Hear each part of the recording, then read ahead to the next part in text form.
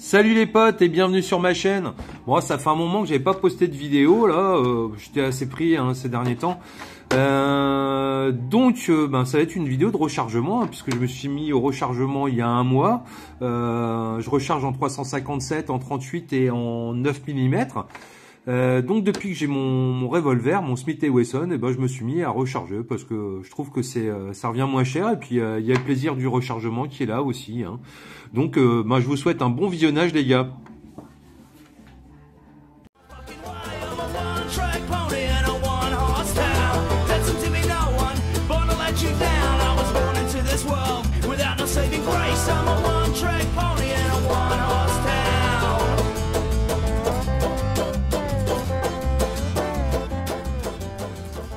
Hier soir, je suis allé tirer là et puis donc j'ai utilisé mes deux revolvers, hein, donc le 357 et le 22 et puis là ce matin dans un premier temps je vais nettoyer mes cartouches que j'ai utilisées hier, hein.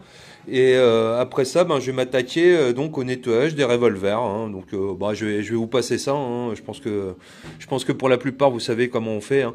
Ce qui est intéressant au niveau du désamorçage, c'est que j'ai pu m'acheter donc un outil sur AliExpress. Qui permet donc de désamorcer tout type de calibre. Et pourquoi j'ai acheté ça? Puisque vous me direz, je possède déjà cet outil pour le 38 et 357. Mais étant un petit peu maniaque, je voulais pas salir mes outils avec des douilles sales, hein, tu vois. Tu vois, c'est crado et je voulais pas salir donc mes outils, donc j'ai acheté ça vaut 15 balles sur AliExpress et puis ça te permet de désamorcer et avant le nettoyage des douilles, hein. Et puis on va aller faire un tour ensemble d'ailleurs, hein. Là je vais finir de désamorcer, hein. Alors je te montrerai vite fait, hein, au cas où tu n'aurais jamais vu, hein. Tu vois, ici tu as un petit picot qui va venir un petit picot ici là, donc qui va venir désamorcer. Donc toi tu prends ta cartouche, tu vois, celle-ci elle a été percutée, hein. Tu viens la mettre donc ici. Attends, je vais essayer de pas cacher, tu vois, dans le shell holder, et donc tu la fais remonter et t'as ta petite amorce qui va tomber ici. Voilà, dans le petit tuyau prévu à cet effet. Voilà. Et donc, hop, tu vois, c'est désamorcé. Donc, moi, je vais finir ce qu'il y a là. Et puis, juste pour vous montrer, hein, comment je vais faire pour les laver. Et quand elles seront lavées, je vous montrerai la différence, hein. Donc, tu vois un peu la gueule que ça.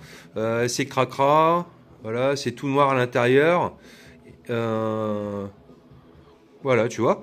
Donc je désamorce et je vous reprends après dans l'autre appartement pour procéder donc au nettoyage des douilles.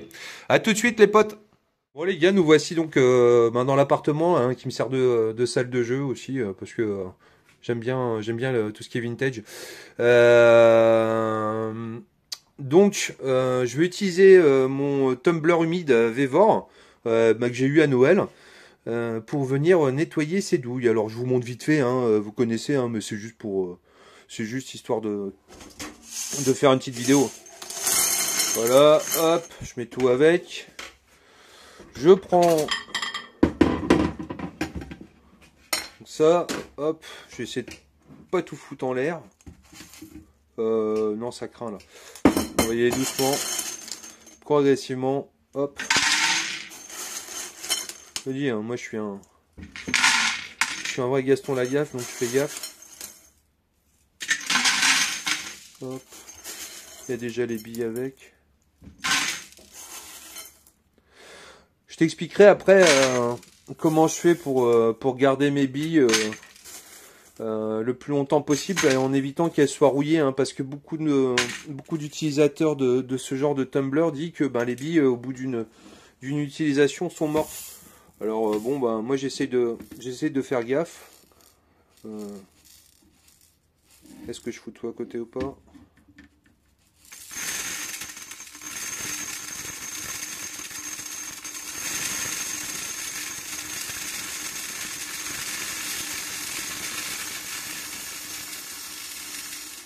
Voilà, putain, j'ai rien renversé. Donc, tu vois, j'ai balancé les douilles et les billes à l'intérieur. Et maintenant, je vais venir t'y claquer de l'acide cydrique, là, Saint-Marc. Hein, ça coûte pas cher et puis ça booste le nettoyage. Hein. Donc, je vais venir ouvrir ça. Putain. Hop. Voilà. Je vais venir t'en claquer un peu là. Hop, c'est bon.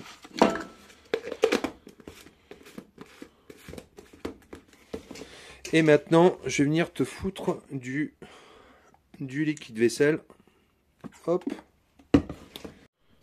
Là, je viens juste remplir en eau au-dessus du niveau des douilles et des billes. Je vais en remettre encore un petit peu. Voilà, ça c'est bon. Là maintenant, je vais venir mettre le couvercle. Hop. Et le système de verrouillage du tumbler humide. Alors, ça marche ça, voilà.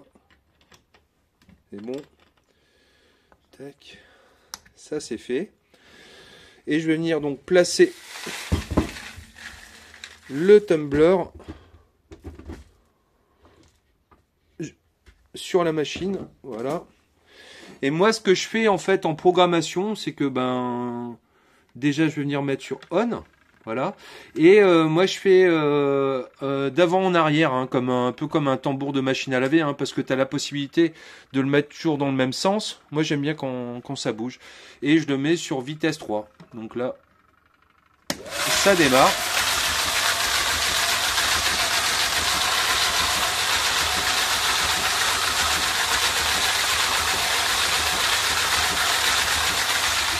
Et je vais te laisser ça donc pendant 3 heures. Une fois que ce sera propre, je te montrerai la différence hein, avec ce qu'on a vu tout à l'heure. Comme ça, tu verras que si tu te mets au rechargement, un tumbler humide, c'est vraiment un bon allié. Bon je te dis à tout à l'heure. Bon voilà les potes, on va arrêter le tumbler. Là. Ça fait 2 heures que ça tourne. Et je vais pouvoir venir le vider. Alors tu noteras que mon évier est dégueulasse, c'est normal, je m'en sers pour nettoyer les armes et puis je l'ai utilisé hier et je l'ai pas nettoyé comme un cochon. Enfin bref, on s'en branle. Ouais. Tac. Alors, ça. Voilà. Alors. Je vais venir rincer. Ça. Hop. Et là, tu vois, c'est bon, ça chauffe. Je vais l'éteindre. Regarde bien le jus immonde là.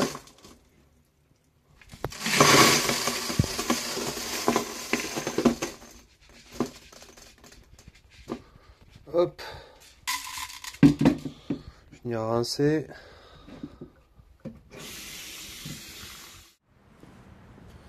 Bon les gars, suite de cette vidéo, hein, vous voyez,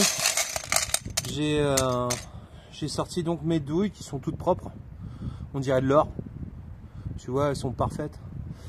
Dans un premier temps, ce que je vais faire pour préserver mes billes, parce que ces billes ont tendance à rouiller dès qu'elles sont humides et qu'on les utilise. Hein. Donc ce que je vais faire, c'est que je vais venir m'aider de ma soufflette. Hein. J'utilise à tout bout de champ hein, pour nettoyer mes flingues, pour assécher les douilles pour qu'elles sèchent plus vite. Enfin bref. Dans un premier temps, je vais venir souffler ces billes et les mettre dans du papier pour qu'elles puissent sécher sans rouiller. Voilà.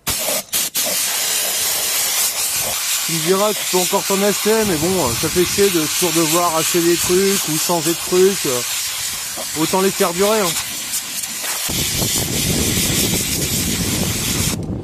Voilà, ça c'est bon. Je vais aller chercher une assiette et du sopalin. Voilà. Bon, évidemment, il y a plein de vent aujourd'hui. Pas grave, on s'en tape. Alors, voilà.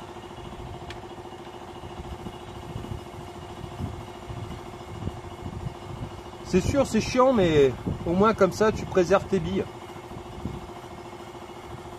Hop. Tac.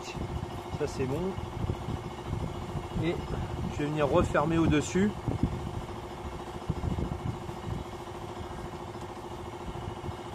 Et maintenant, je vais les stocker dans l'atelier. Maintenant, je vais venir faire la même chose pour les douilles.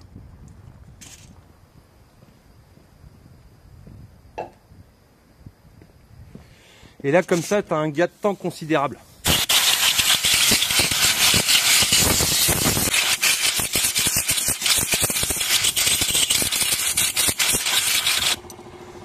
Et voilà, c'est bon.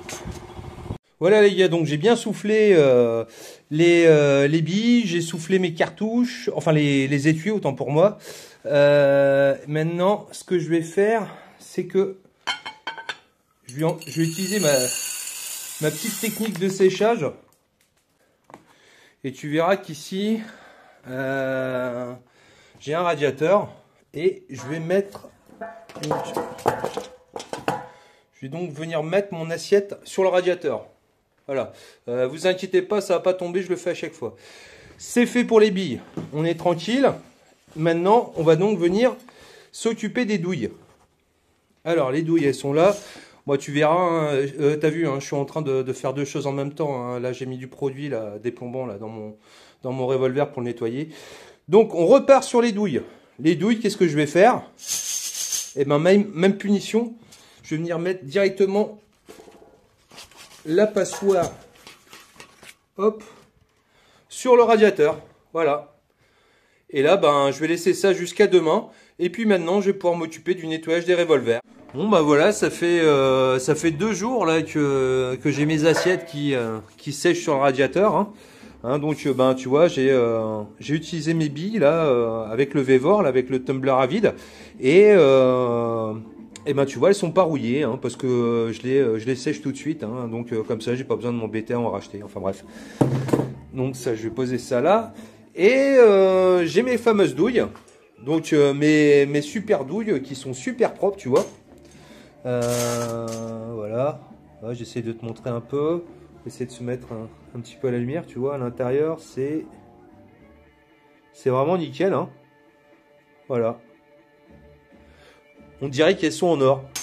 Enfin bref, je vais faire le tri parce que là j'ai de la 38 et j'ai de la 357 et ce soir je vais tirer en 357. Donc je fais le tri. Je vais venir les mettre là-dedans et je te retrouve tout de suite. Bon bah voilà, j'ai trié donc mes étuis. Hein, donc on en a donc ici en 38. Et là, on en a en 357. Alors aujourd'hui, je vais recharger en 357 puisque j'ai déjà des cartouches en 38 watt cutter là que j'avais préparé. Donc je vais me faire une session. Je commencerai par la 38 watt cutter et puis je finirai en apothéose sur la 357. Tiens, je vais te montrer vite fait la différence entre une douille de 38 et une douille de 357. Tu vois, là, tu as la 38 et là, t'as de la 357, tu vois, c'est un peu plus grand, voilà. Donc ça, c'était pour la différence. Avant tout, je vais te présenter ma presse de rechargement, hein, qui est ce qu'il y a de plus basique. Hein, il n'y a pas plus simple. C'est la Lee, donc la Bridgelock Challenger, je crois. Hein. Je dis pas de bêtises, c'est la Bridgelock Challenger. Et donc, elle a été livrée donc avec un jeu d'outils. Tu pouvais choisir. Hein, moi, j'ai pris en 38 357. Hein, voilà.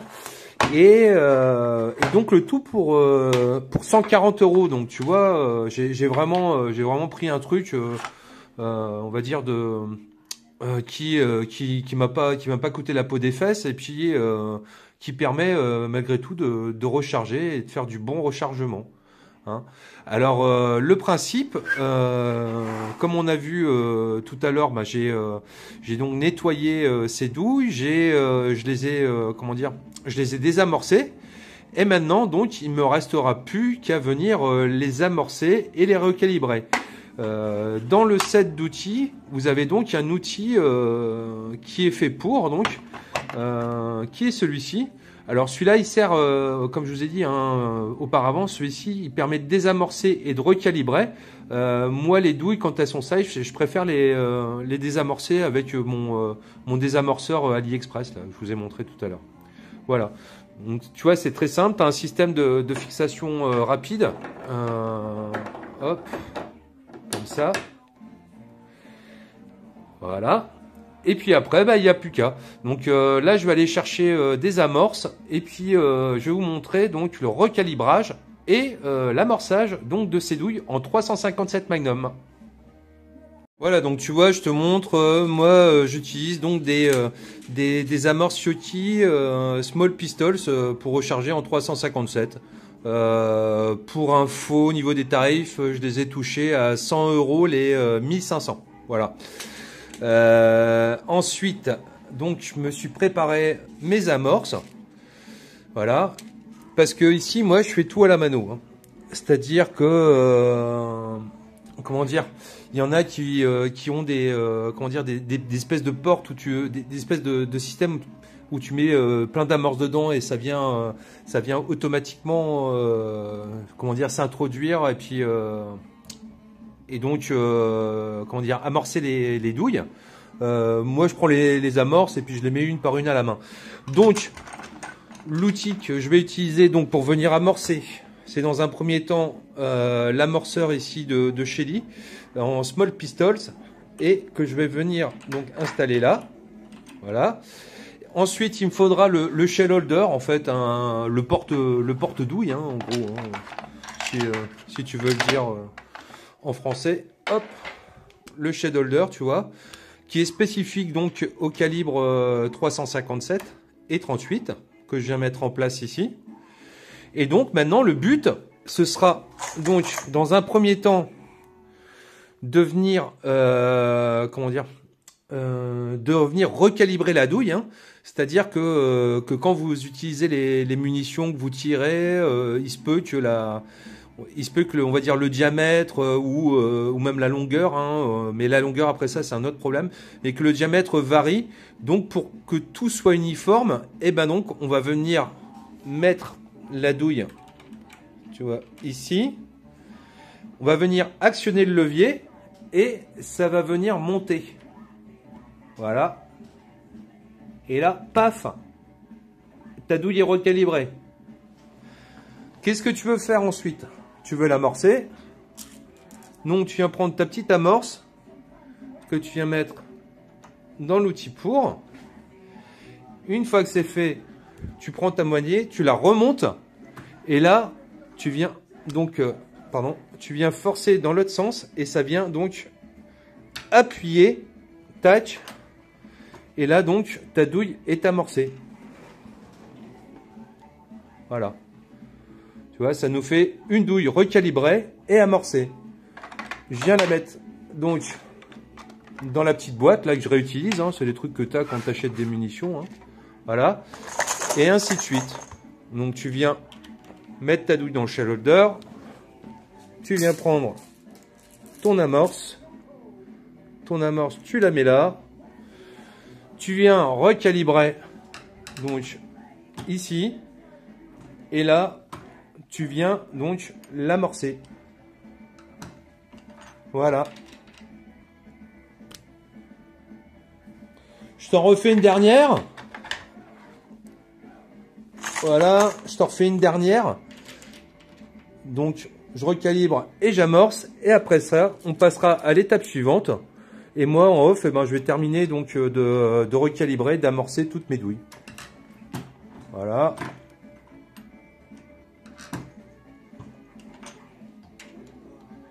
Merde. Tu vois, c'est nickel. Bon, bah, je finis ça en off et je te reprends. Bon, voilà, j'ai donc fini donc de recalibrer et donc d'amorcer ces étuis de 357. Donc tu vois, ben, ils sont jolis, hein. Chouette, c'est bien fait. Maintenant, la prochaine opération, ça va être d'évaser donc le dessus donc de l'étui, de manière à ce que comment dire, tes ogives puissent venir rentrer dedans légèrement, afin de pouvoir ensuite comment dire, être ajusté donc dans la douille. Je vais te montrer hein, pourquoi c'est utile d'évaser. Alors j'ai là mes ogives. Donc pour info, ben, c'est de la HN 38357, donc en semi-watt cutter. Une munition que j'apprécie, enfin des ogives que j'apprécie, hein, franchement, c'est assez sympa. Ça fait des jolis trous. Enfin bon, je suis en train de m'écarter de ce que je disais. Enfin bref. Donc tu vois, si tu veux venir poser pour sertir tes... si tu veux venir poser ta douille ici, machin, et que tu veux venir sertir, tu vois, ça va pas... Ah, voilà, tu vois. Ça va pas tenir correctement sur ta douille, tu vois. Alors attends, bouge pas. Ouais, donc ça tient pas. On est bien d'accord. Donc, ce qu'on va venir faire, c'est prendre l'outil suivant. Je retire ça. Hop. L'outil suivant. Donc, je vire le recalibreur et des amorceurs. Et je vais venir mettre l'évaseur dessus. L'évaseur qui sert également, alors ça dépend comment chacun recharge, hein. Moi ça je l'utilise pas. Ça te permet de venir mettre éventuellement un outil, donc une doseuse qui va venir te mettre la poudre dedans directement. Moi ça me sera pas utile. Mais surtout ça vient évaser ton étui. Donc on vient mettre l'outil en place ici. Voilà. Tu prends ta douille, donc celle où l'ogive ne pouvait pas siéger dessus parce qu'elle ne tenait pas, hein. Voilà. Et là, ben c'est tout con, hein. Tu viens juste donner un coup ici. Tu reviens, tac, t'as donc ton étui qui est évasé. Et pour te le prouver, tu vois, je reprends donc une ogive, et là tu vois, tu peux venir la poser dessus tranquillement, de manière à venir sertir, et ça se passera très bien. C'était impossible hein, tout à l'heure. Voilà. Donc ça c'était pour te montrer. Hop. Et on peut faire donc ainsi de suite. Voilà.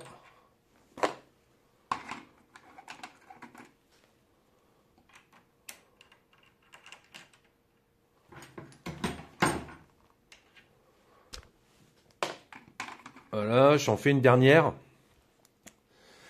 Et puis après ça, on va passer donc aux choses sérieuses, à savoir donc la dose de poudre donc dans l'étui, et le sertissage donc le sertissage. Alors je sais pas si c'est le mot exact, mais en fait l'enfoncement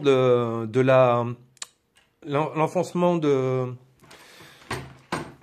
de l'ogive dans l'étui. Pourquoi je suis pas trop enclin à dire sertissage? C'est-à-dire que quand vous enfoncez l'ogive, quand vous enfoncez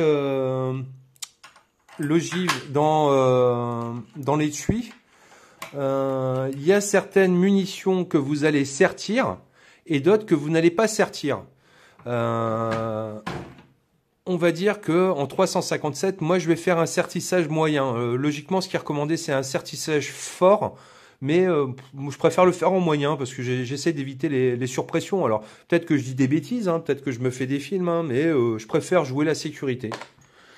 Donc là, j'en fais une dernière, je me finirai le reste en off, tu vois.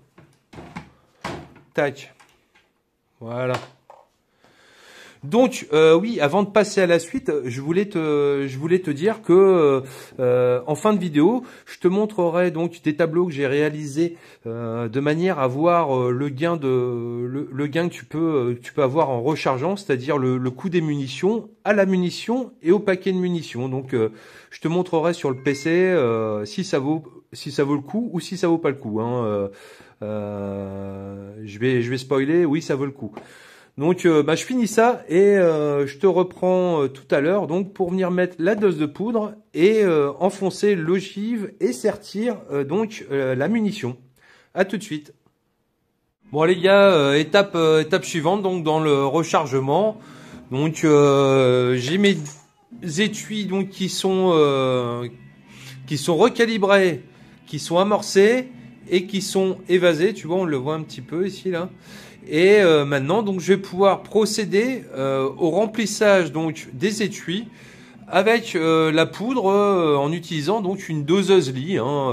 Doseuse lit. Pour info, ben c'est 45 balles, je crois que j'ai payé.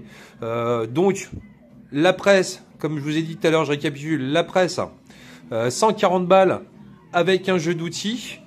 La doseuse qui vaut 45 balles. Les 500 grammes de poudre RS20, puisque je recharge avec ça, c'est entre 75 et 100 euros, hein, ça dépend hein, si tu as un bon armurier ou pas. Ensuite, tu as les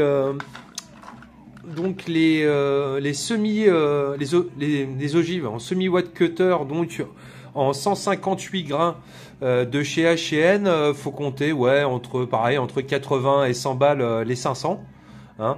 Donc comme ça, ça te permet de te faire donc ta petite idée sur le coût du rechargement, mais on va rentrer plus dans le détail par la suite. Hein.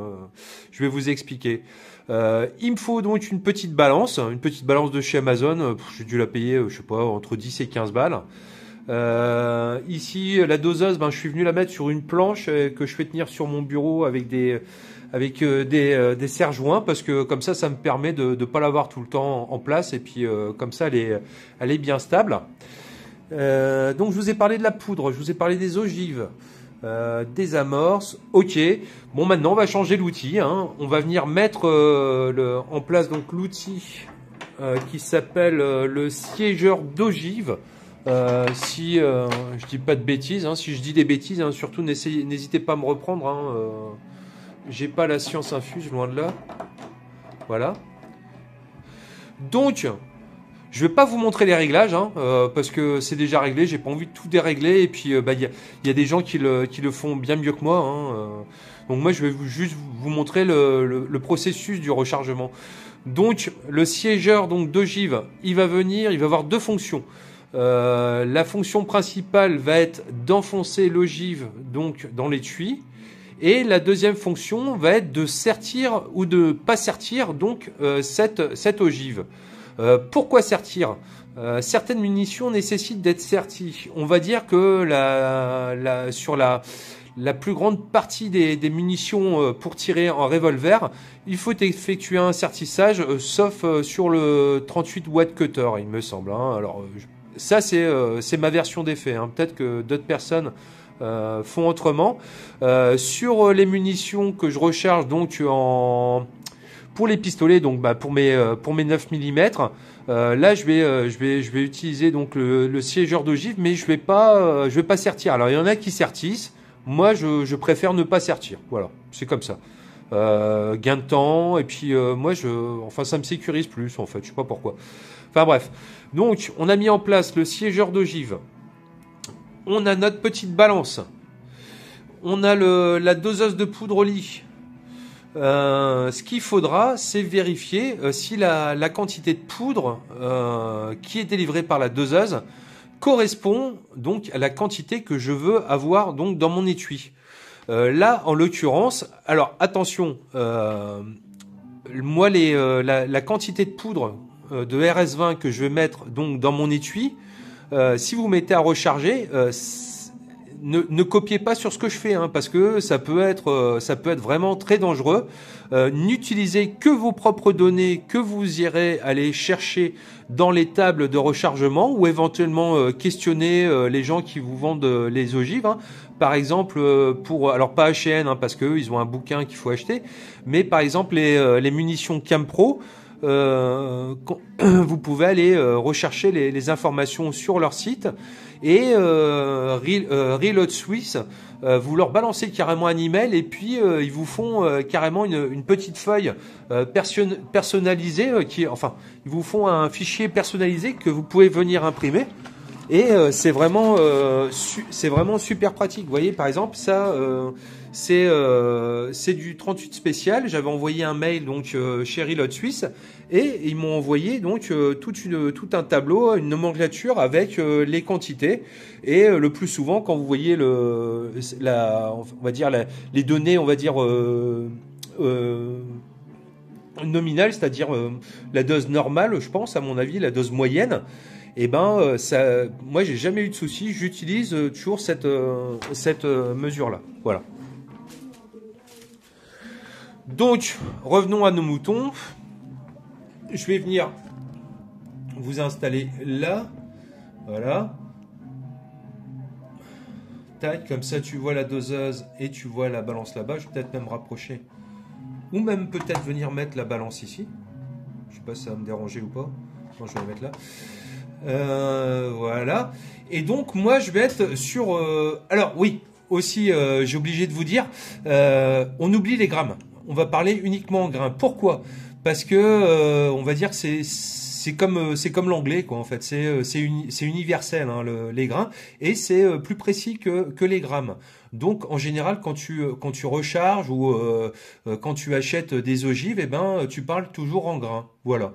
Bon, c'est un peu chiant au début, mais on s'y fait très vite. Donc là, moi, mon étui, je vais le remplir avec 6,9 grains, donc de RS20. Logiquement, ma doseuse est réglée. Ouais, j'ai mis un scotch ici parce que ça a tendance à bouger. Donc, tu as une position on et une position off. Et pour pas que ça bouge, et ben non, je suis venu mettre un scotch ici. Voilà, enfin bref. C'est pour ceux qui poseraient la question. Et là, je prends d'emblée mon étui vide que je vais venir poser dessus et je vais tarer. Voilà. Donc là, on est à 0. Là, c'est bon. Hop, je viens donc remplir mon étui. Mon étui, je vais venir le peser. Et là, on est à 6,86. Ce qui est somme toute très bien. Hein. On n'est pas à 6,9, on est à 6,86, mais ça le fait aussi. Hein. C'est pas dangereux, c'est pas sous-chargé, on est très bien. Tu vois, 6,9. Ouais, voilà, c'est bon. Donc ça c'est fait.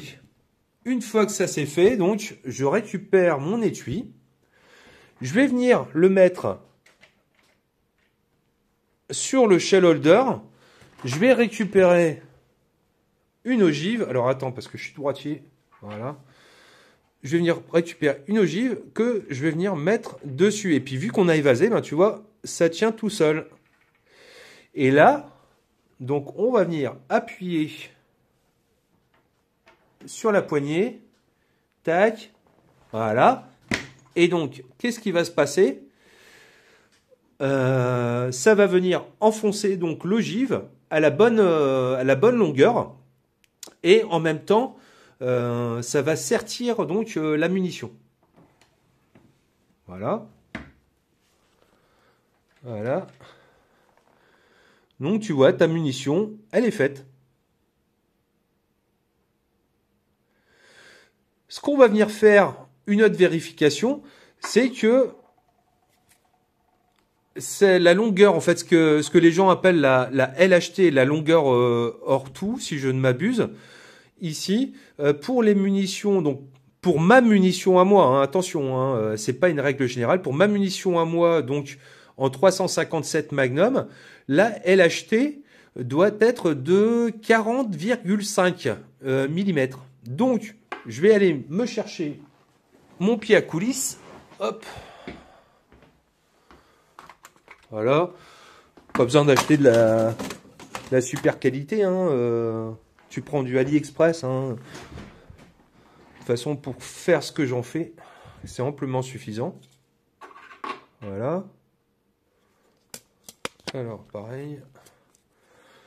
Ici, je vais le mettre à 0. C'est bon. Et là, on va venir donc mesurer la LHT. Je vais le mettre là-dessus, ça glissera moins. Ah, putain. Tac. Voilà, je vais le mettre sur le petit chat. Comme ça bougera pas. Et là...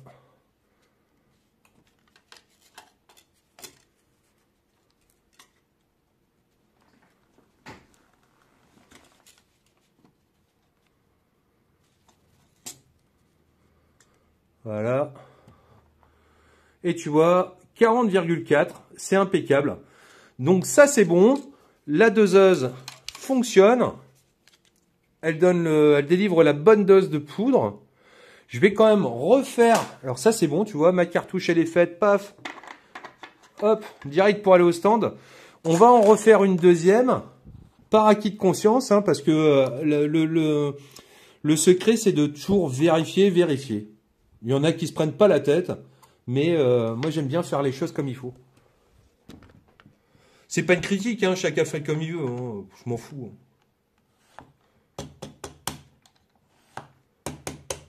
Voilà.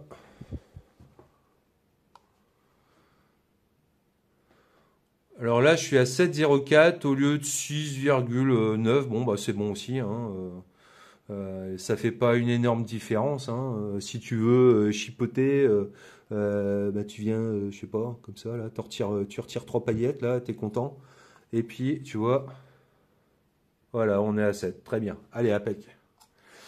Donc, on voit que le réglage est bon, hein. Donc ça, voilà, je vais essayer de mettre une vue qui soit pas trop pourrie.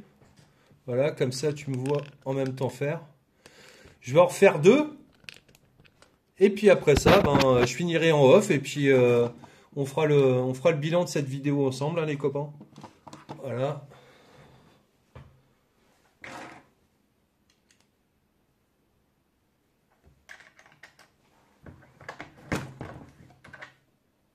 C'est bon.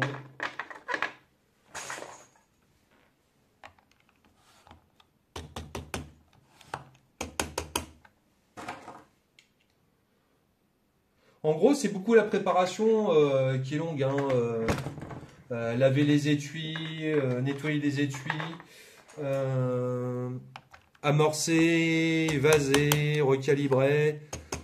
Après ça, tu vois, pour le remplissage et le siégeage donc de merde, comment ça s'appelle, de l'ogive, eh ben il n'y a pas de souci particulier, tu vois.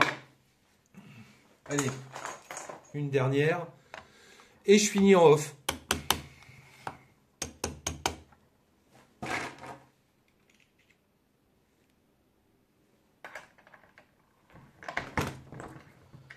Voilà. Voilà les gars, hein, j'ai fini de recharger. Mes cartouches sont prêtes pour aller mettre la défouraillée du soir. Tu vois, elles ont fière allure, hein. Moi j'en suis très content. Voilà. Des jolis pruneaux. Voilà. Donc maintenant, je vais vous reparler donc du coût du rechargement, hein, puisque j'ai fait des petits tableaux sur Google Sheet donc attends, ça je vais le mettre de côté. Hop, voilà. Et donc ces petits tableaux vont venir permettre de calculer le coût de revient d'une cartouche et par conséquent du coût de revient donc d'une boîte. Donc on va aller dessus. Attends, j'essaye de... Voilà. Donc mon tableau est comme ça. Donc c'est le coût du rechargement par cartouche. Donc, tu as des variables à venir rentrer dedans, hein. Déjà, bah, tu as marqué la marque et type de poudre. Donc, moi j'ai du RS20. le poids d'un pot de ton pot de poudre hein, que tu convertis en grains avant de l'inscrire. Le coût du pot, le poids de la dose de poudre. Alors là, je suis à 3,9 grains. C'est sur du watt cutter, ouais, 38 watt cutter. C'est franchement des munitions qui sont, comment dire, qui sont pas chères, mais dont je vais freiner l'utilisation parce que je trouve que ça a tendance à venir pas mal, comment dire, me plomber l'entrefer au niveau entre le barillet et le canon. Hein. Du revolver. Donc, je vais continuer à en tirer, mais je vais réduire de manière à moins salir mon, comment dire, mon revolver. Voilà. Je reviens à mes moutons. Donc, la marque et le type d'ogive, la quantité dans un paquet d'ogives, le prix du paquet d'ogives. Donc, ça te calcule le prix de l'ogive. Là, ça te calcule le prix de la dose de poudre, les amorces. Là des fiocchi, hein, combien il y a d'amorces donc dans le conditionnement, hein, tu vois. Prix du paquet, bon voilà, on est sur 103 euros et 0,07 le prix d'une amorce. Donc là on est sur la 38 watt cutter. Donc le prix donc que ça me calcule pour une cartouche, on est sur 0,22. Et le coût de revient du paquet de 50, il me revient donc à 11,23 €. Ce qui n'est vraiment pas cher du tout. Puisque, alors attends. Donc tu vois la boîte, elle est à 22,70 €. Alors t'imagines, là t'es sur du moitié prix. Tout simplement, t'es sur du moitié prix. Ensuite, si on part sur du 357 Magnum, là, on est sur un coût, donc avec la dose que j'utilise, moi, hein, et la dose de poudre et tout ça, on est à un coût de revient de 0,35 la cartouche et le prix du paquet de 50, 17,49 €. Voilà, on va repartir sur la fiocchi. Attends, elle est où?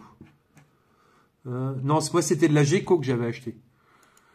Tu vois, là on est sur le paquet en promo à 23 €. Tu vois, et moi j'étais sur tu vois 17,49 €. Alors je pense que plus tu fais des grosses cartouches et plus ça en vaut la peine, hein.